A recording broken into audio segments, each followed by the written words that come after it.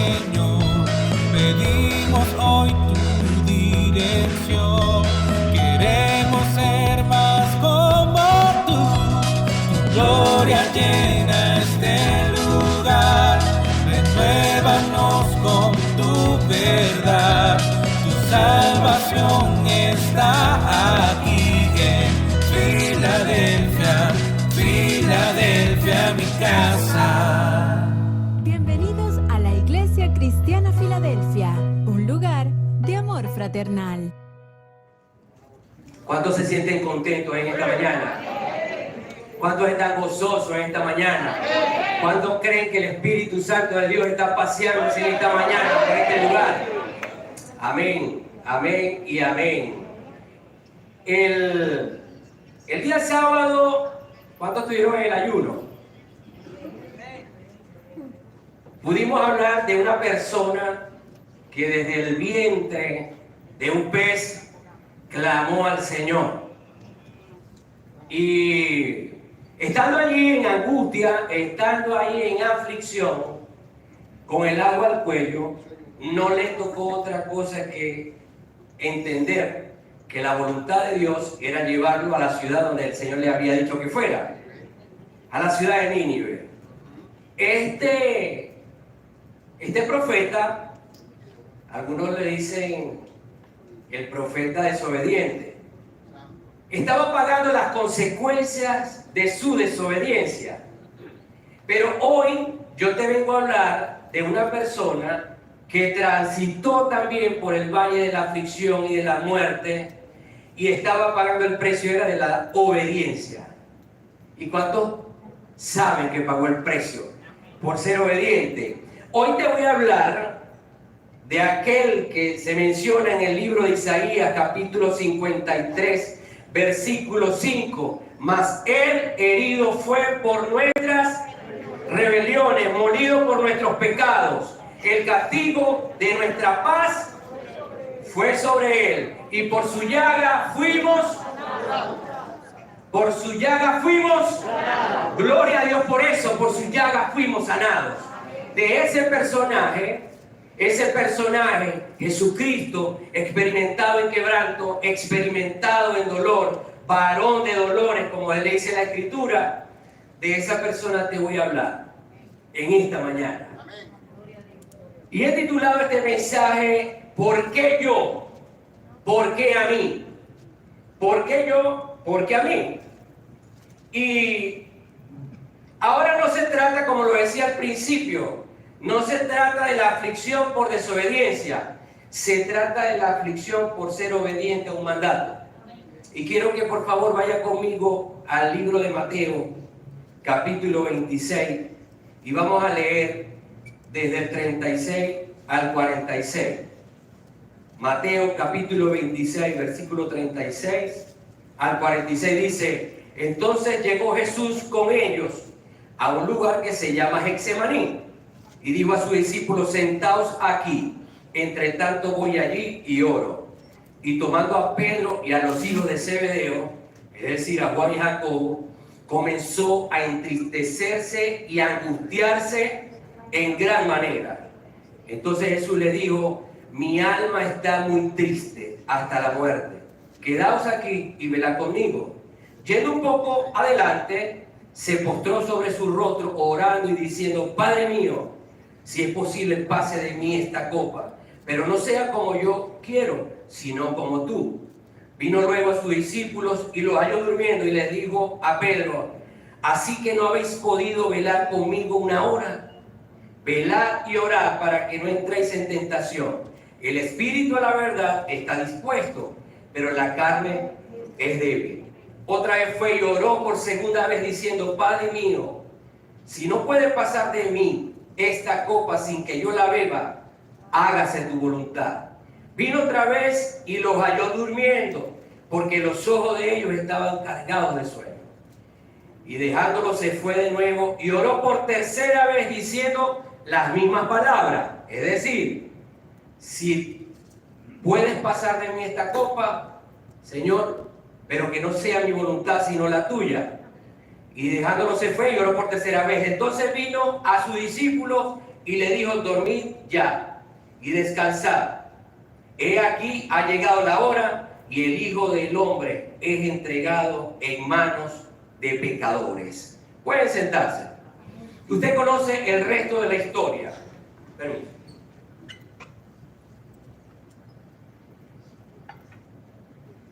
Usted conoce el resto de la historia. Jesucristo estaba allí a horas de ser entregado.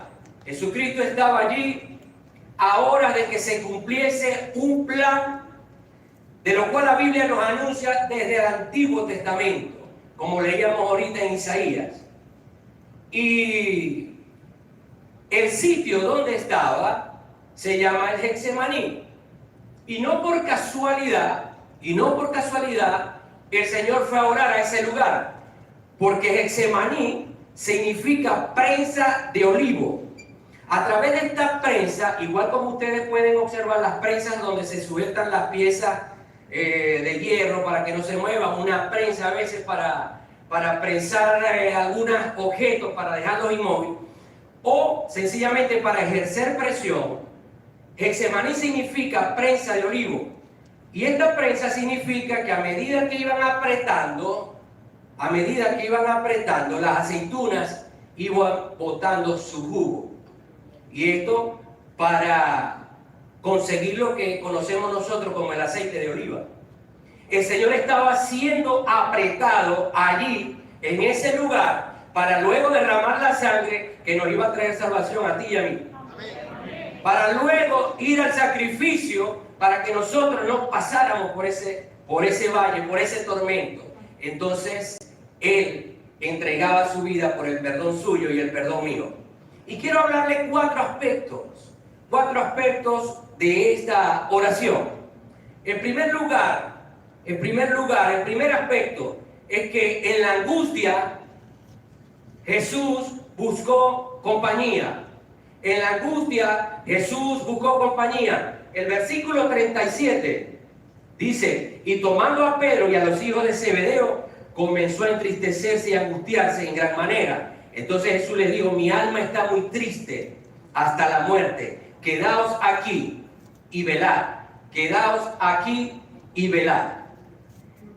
Uno de los errores más comunes que cometemos es que cuando estamos en tristeza o cuando estamos en aflicción, muchas veces no buscamos compañía. Muchas veces encerramos nuestro dolor. Muchas veces no queremos que la gente se entere por lo que estamos pasando. Pero Jesucristo nos está dejando aquí claramente que a pesar de que Él era el Hijo de Dios, que a pesar de que Él mismo era Dios, tuvo que buscar compañía para poder compartir con ellos el dolor que estaba sintiendo. El dolor que estaba sintiendo. Una de las cosas, las peores cosas que podemos hacer es aislarnos.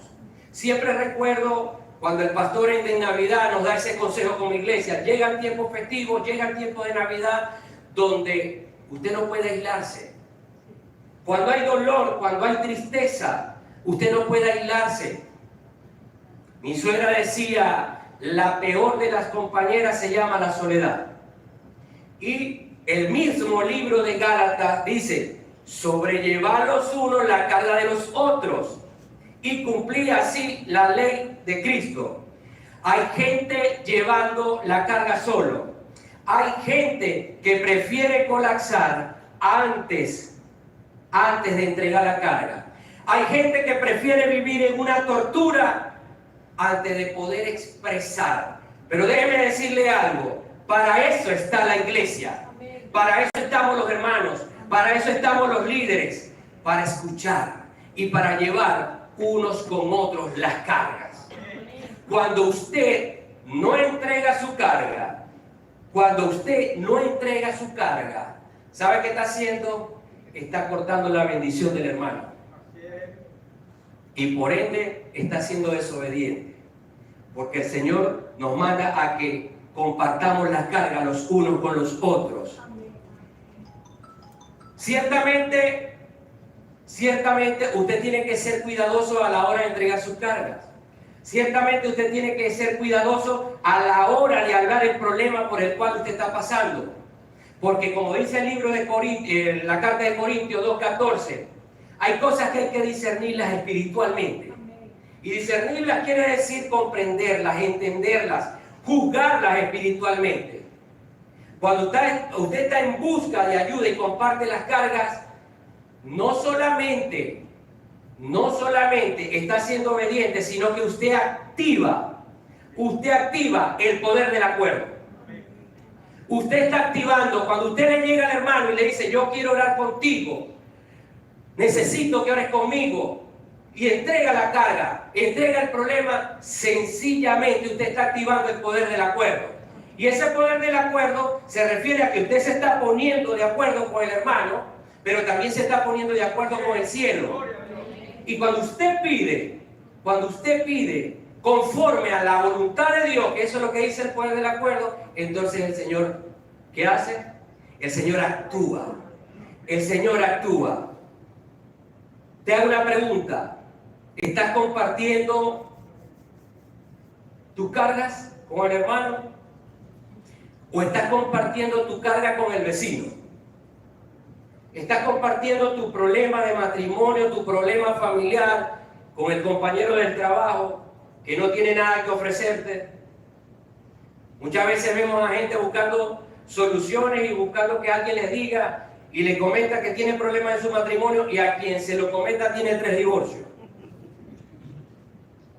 Imagínense ustedes qué consejo puede salir de ahí. O está entregando usted una carga al amigo del gimnasio, al que entrena con usted. El Señor Jesús nos manda a que entreguemos las cargas los unos con los otros. Ahí estaba Jesús, siendo Él mismo Dios, en angustia, buscó compañía. Y no solamente buscó compañía, sino que expresó y le dijo, mi alma está angustiada en gran manera. Acompáñenme a orar, porque mi alma está angustiada en gran manera.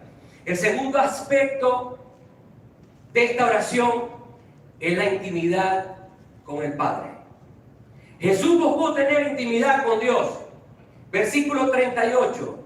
Entonces Jesús le dijo, mi alma está muy triste hasta la muerte. Quedaos aquí y velad conmigo. Yendo un poco adelante, se postró sobre su rostro, orando y diciendo, Padre mío, pase de mí esta copa, pero que no sea como yo quiero, sino como tú.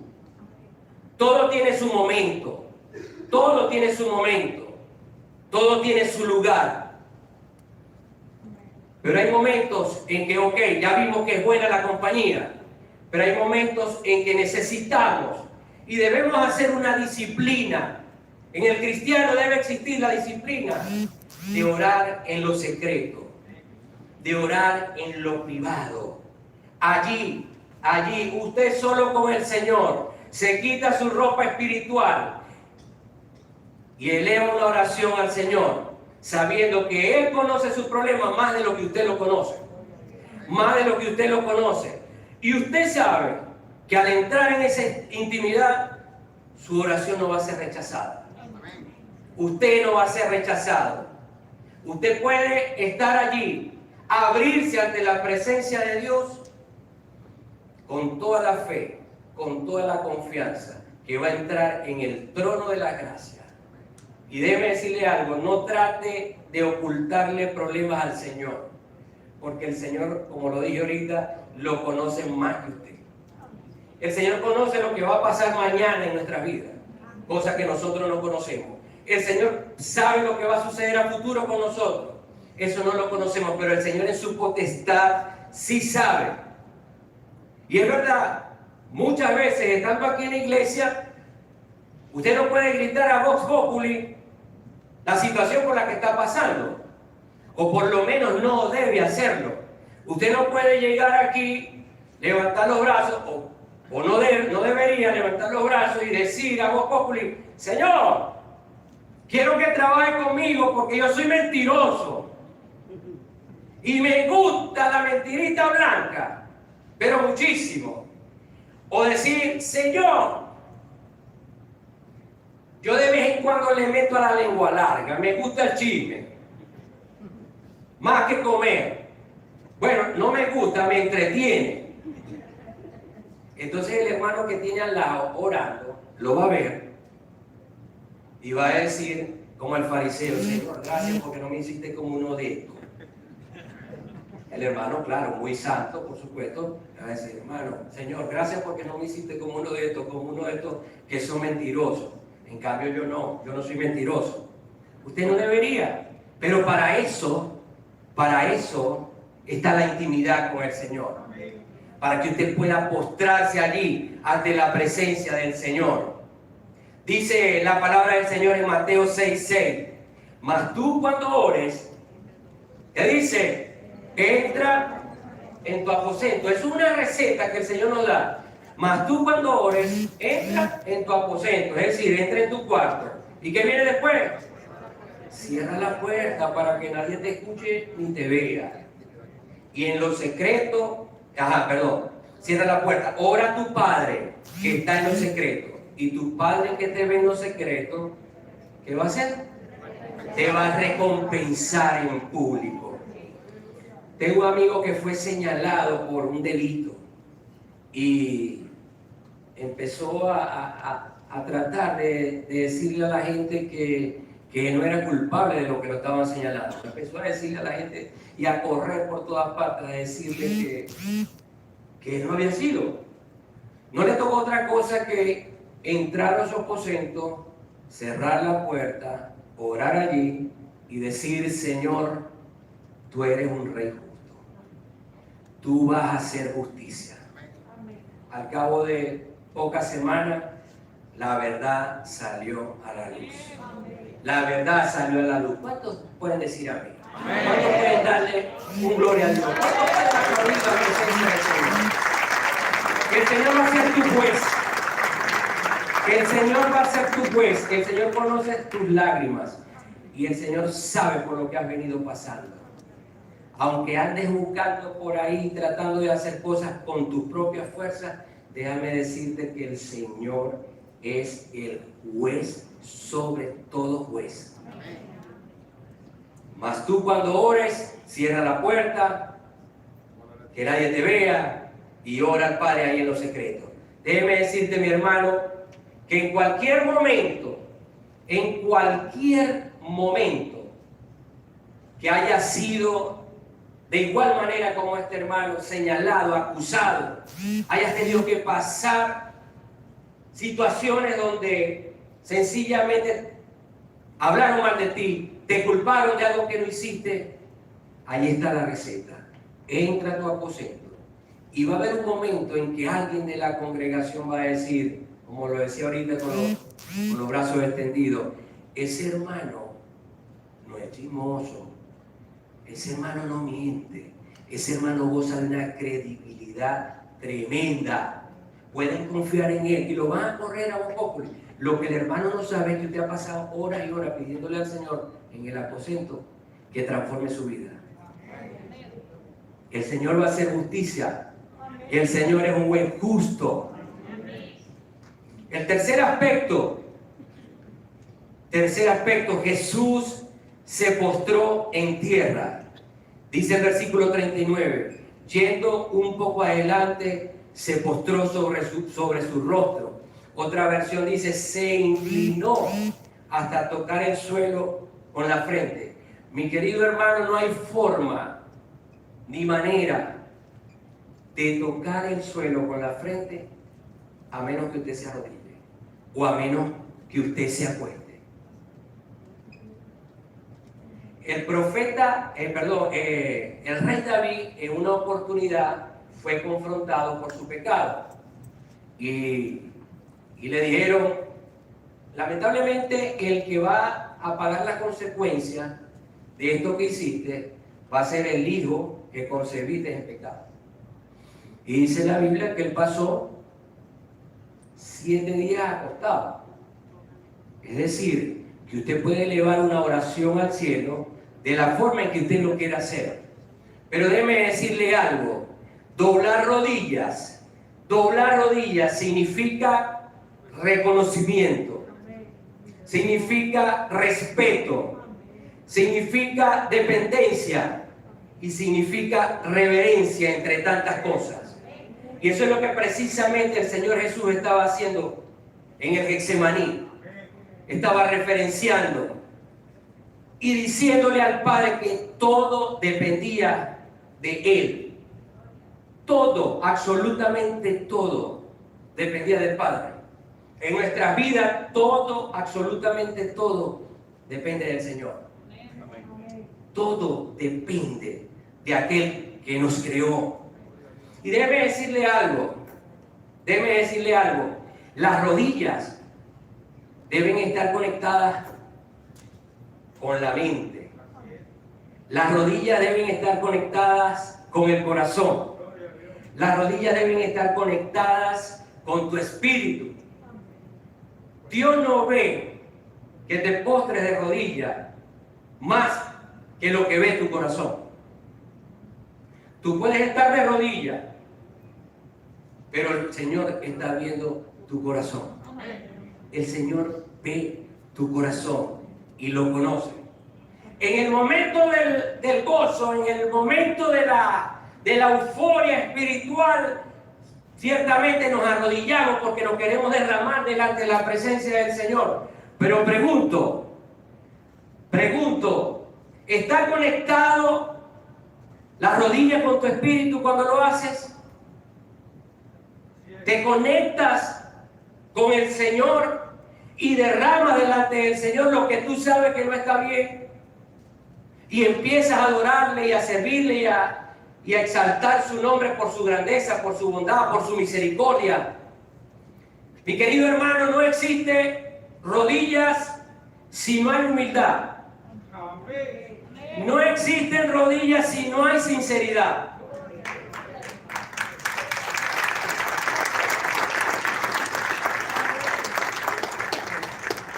Allí estaba Jesús orando al Padre de rodillas y reconociendo que todo dependía de Él. Alguien dijo una vez, una iglesia de rodillas es más poderosa que un ejército de pie. Lo repito, una iglesia de rodillas es más poderosa que un ejército de pie. Deseo preguntarte nuevamente, ¿hace cuánto tú no te derramas en la presencia del Señor de rodillas? Pero te voy a hacer otra pregunta. Usted dirá, nunca lo he hecho. Nunca lo he hecho. Y esa era la pregunta precisamente. ¿Lo has hecho alguna vez? ¿Lo has hecho alguna vez? Déjeme decirle algo. Cuando uno se arrodilla ante la presencia de Dios, cuando uno cae de rodillas ante la presencia de Dios, el poder que se siente del Espíritu Santo sobre su vida no es nada normal. No es nada normal. Experiméntelo si aún no lo ha hecho. Experiméntelo si aún no lo ha hecho. Usted va, como lo dijimos, cierra la puerta, que nadie lo vea, que nadie lo escuche, y delante de la presencia del Señor usted se arrodilla. Experimente para que vea que allá hay poder, que allá hay sanidad, que allá hay liberación.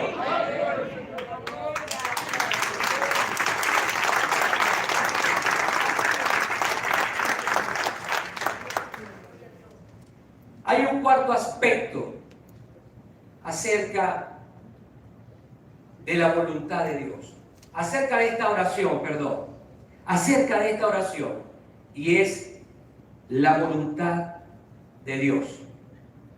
Dice el versículo 39 al 43 que en 3 oportunidades Jesucristo fue y dijo: Señor, si te es posible, pasa de mí esta copa. Si te es posible, Señor, pasa de mí esta copa, pero que no se haga mi voluntad, sino la de quién, sino la tuya. Que no se haga mi voluntad, sino la tuya. Y una de las cosas que muchas veces nos aterra es aceptar la voluntad de Dios. ¿Sabe por qué? Porque en la voluntad de Dios muchas veces hay situaciones amargas. En la voluntad de Dios hay situaciones difíciles.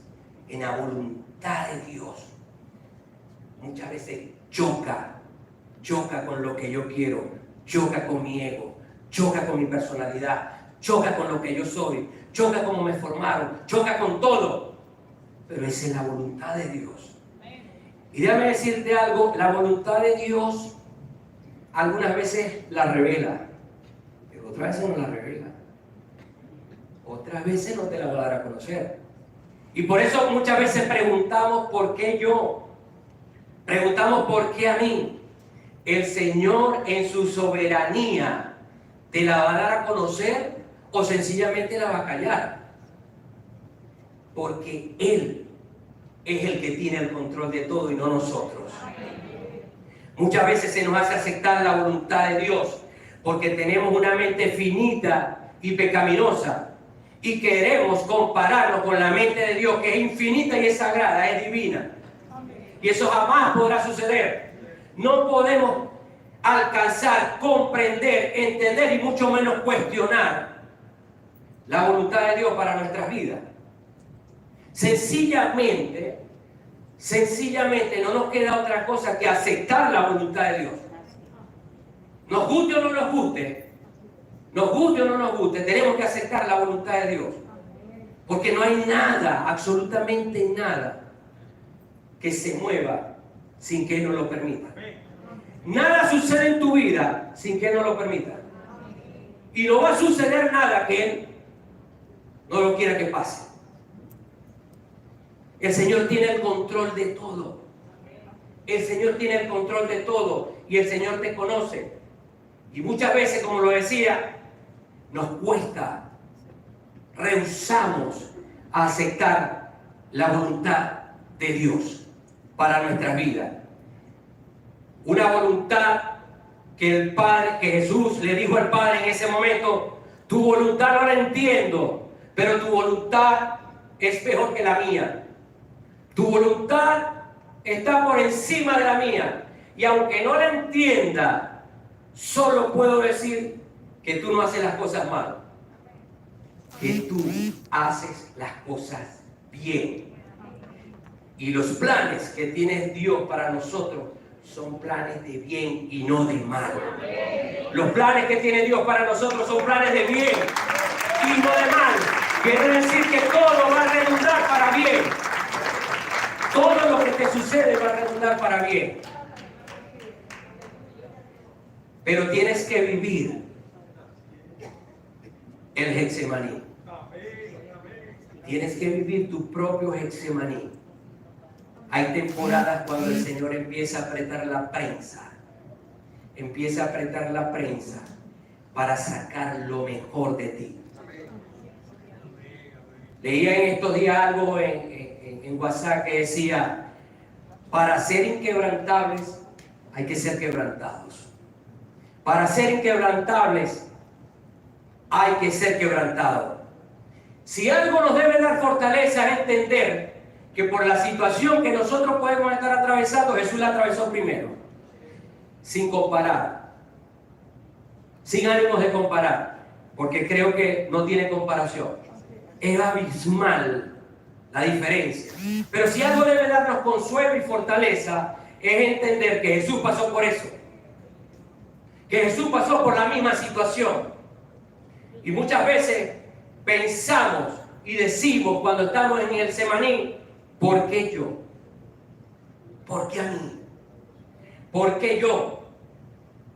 Hoy yo quiero ponerte la mano en el hombro y estar del lado tuyo, del lado de aquellos que alguna vez han dicho: Señor, ¿por qué yo? Señor, ¿por qué a mí?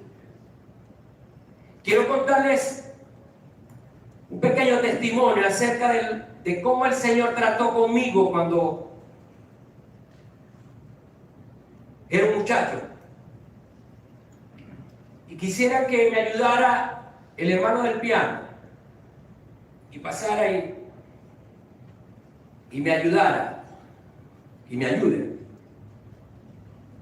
Cuando, para ir mucho atrás, mucho tiempo atrás, no sé si alguien estuvo aquí cuando el pastor Mario nos ungió a mi esposa y a mí como pastor, y él dijo: este varón, este pastor estuvo corriendo mucho tiempo. Y resulta que vengo de una familia que mis abuelos son cristianos, tanto maternos como paternos.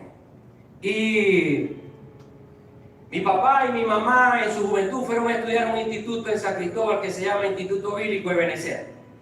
Allí se conocieron, ahí se flecharon, salieron a trabajar luego a las iglesias, se casaron. Y lo primero que papá le dijo a mi mamá y al Señor fue: el primer hijo que nazca, quiero que sea varón y que sea pastor. No aplaudan todavía. No aplaudan todavía. Resulta ser que ese hijo varón que nació hace 52 años atrás, lo sacaron con fuerza. Y una mala praxis provocó un retardo mental severo. Y me puede imaginar la angustia y la frustración de mi padre cuando dijeron que ese muchacho era el que iba a ser pastor. Empezamos a crecer en una familia disfuncional en ese sentido. Y experimentamos la burla dentro y fuera de la casa. Experimentamos la burla hasta en las iglesias. Porque en los años 80 la gente no sabía lo que era un niño especial, pareciera. Y miraban a mi hermano como si era el jorobado de Notre Dame. Y empezaron los señalamientos. Y yo empecé a sembrar mucha tristeza en mi corazón, mucha frustración. Y así empecé a crecer. Recuerdo que era una situación económica muy, muy precaria. Ellos trabajaban con el ministerio en una iglesia muy humilde. Y ya eso se acrecentaba el problema, porque ya no era solo de mi hermano, eran las limitaciones económicas. Y recuerdo que mi papá no tenía cómo regalarme una patineta, que en aquel tiempo era lo último de la tecnología, el iPhone, no sé qué, de hoy. Pero había un regalo, un juguete más bueno y barato. ¿Sabe cuál era? La piedra. Ese era el juguete preferido mío. La piedra. Hacíamos incluso otra competencia. Vamos a ver, vamos a tirar piedra. Entonces, era una fascinación tirarle piedra a los carros y a la casa. Y hacíamos competencia. Vamos a ver, esta va a caer en la casa de Pedro Graterol. Y como eran techos de zinc, como decimos aquí en Maracaibo, gozábamos un pullero. Cuando salíamos corriendo, porque ya íbamos para la casa para escondernos, estaban los vecinos ahí hablando con: señor Ezequiel, su hijo nos va a tumbar la casa a piedra. Entonces ahí se acababa la tecnología. Mi papá, llanero, recio, de allá de Guadualito, haciendo un paréntesis, si ustedes conocen Guadualito o llegan ahí en algún momento, hay un recodo. Y ahí se regresa el viento otra vez para Maracaibo. Guadualito está lejos, camarita, como dicen ellos. Y entonces venía papá con sangre llanera, pero en ese momento se convertía en el soldado romano. 39 azotes más uno, por si acaso.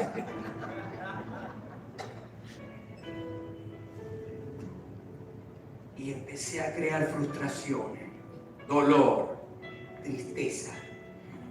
A los 15 años papá fue al liceo y dijo: vengo a retirar el muchacho. Y dijo la directora: menos mal que no vino a retirar, porque si no nosotros lo retiramos.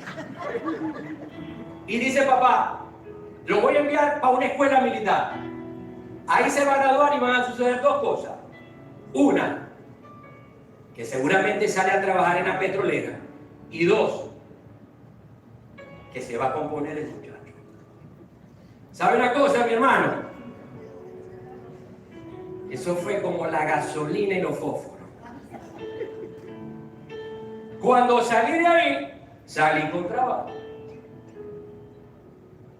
Pero lo mismo que al principio, mi papá pidió 2 oraciones, una se la contestó y la otra no. Salí de ahí, cuando entré a trabajar en la petrolera, el salario era muchísimo, yo tenía 18 años, y lo primero que hice fue ir a buscar las tiendas donde vendían la ropa más cara. Porque resulta que también había sido producto de la burla y el bullying en un liceo donde estudiamos, que papá con todo el esfuerzo y mamá con todo el esfuerzo querían que estudiáramos ahí, pero estudiaba gente más o menos, y entonces uno se iba feito y yo iba a morir. Entonces yo venía y me fui y compré la mejor ropa, pero junto con eso también vino el vicio. También vino el vicio. Y empecé a correr frustrado, a correr, y el Señor esperando que yo viniera. Empecé a correr y a correr. Conocí a la princesa de mi vida, que está ahí. Ella llevó conmigo parte de la carga, porque cuando todo eso sucedía, la primera pregunta que yo me hacía era, ¿por qué yo? Recuerdo que una vez nos montamos en un bus, mi hermano y yo, y era un bus de niños, y cuando nos montamos todos los niños salieron corriendo y diciendo, ¡un loco, un loco! Y todo eso estaba en mi mente. Y cuando me hice presa, me apresó, me cautivó, me enredó, me amarró el vicio. Corrí y corrí. Pero llegué a un momento en que no pude correr más. Estaba entronado. Estaba entronado en mi ego. Estaba entronado en mi orgullo. Sabor amargo todo el tiempo. Haber pasado por todo eso. Y siempre, ¿por qué yo? ¿Por qué yo? Pero llegué a un momento en que me cansé y toqué fondo. Y le tuve que decir al Señor que se sentara. Que se sentara en el trono. Que ahora no era yo el que iba a comandar, que ahora iba a ser el Señor el que iba a comandar. Pero ¿sabe algo? Cuando me aparté para que Él estuviera, el Señor me dijo, voy a trabajar con tu orgullo. Y yo vine y hice esto. Le bajé los brazos. Y el Señor me dijo, voy a trabajar para que puedas perdonar a todos aquellos que te hicieron daño. Y yo le bajé los brazos.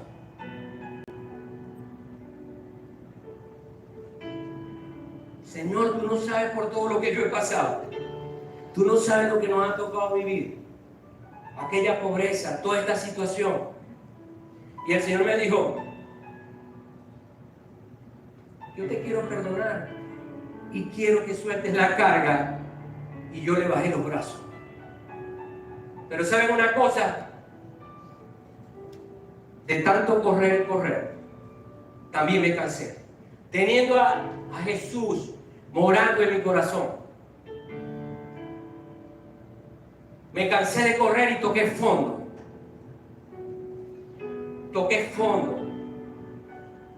Y cuando el Señor, estando en esta condición, ya me dijo, y no es nada, que ahora me vas a servir.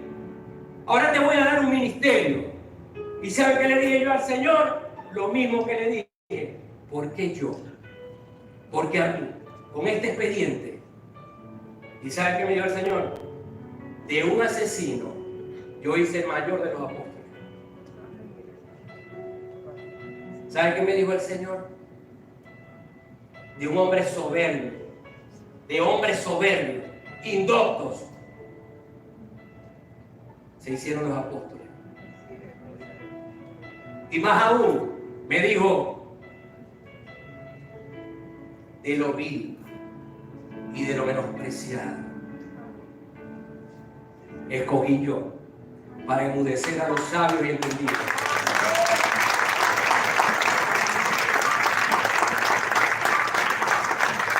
Estando ya en esta condición, conozco otra cosa que hacer esto.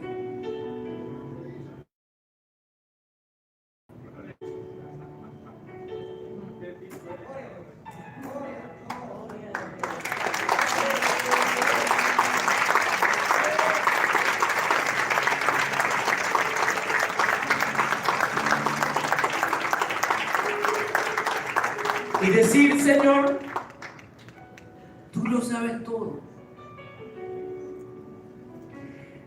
No hay nada que yo pueda esconder que tú no sepas. No hay ningún dolor que haya en tu alma que eso no pueda curar.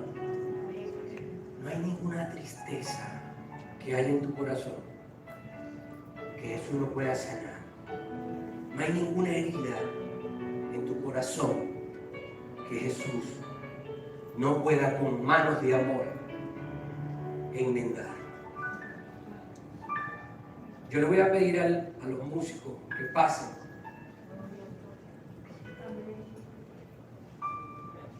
Quiero que se ponga de pie. El Señor me dio este mensaje después de salir de aquí cada domingo y ver gente con lágrimas en sus ojos.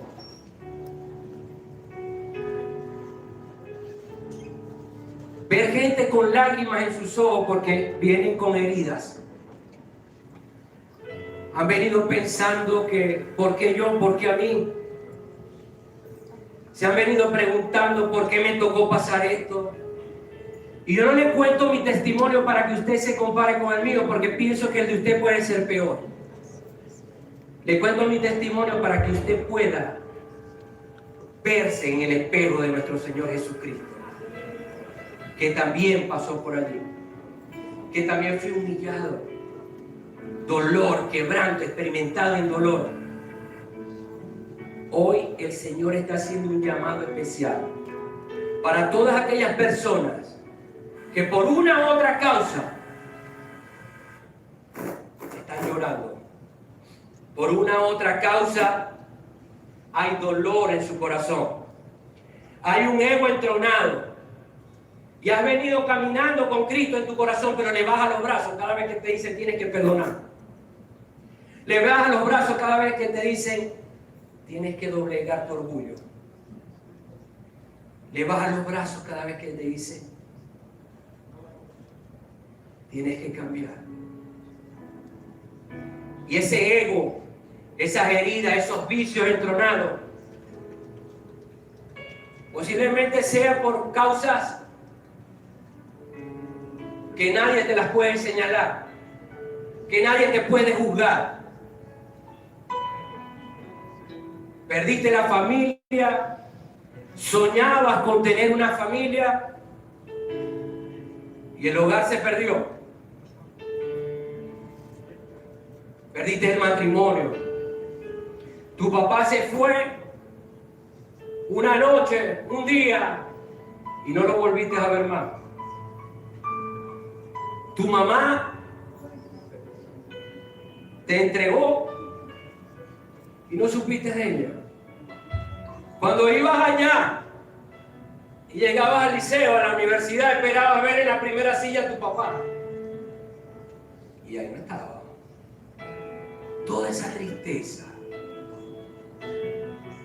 todo ese dolor se ha convertido en ego, se ha convertido en orgullo. Pero debes sanar las heridas. Debes venir a los pies de Jesús. Debes venir a los pies de Jesús. Humillarte en la presencia del Señor. Humillarte ante el Señor. Porque Él se humilló por ti.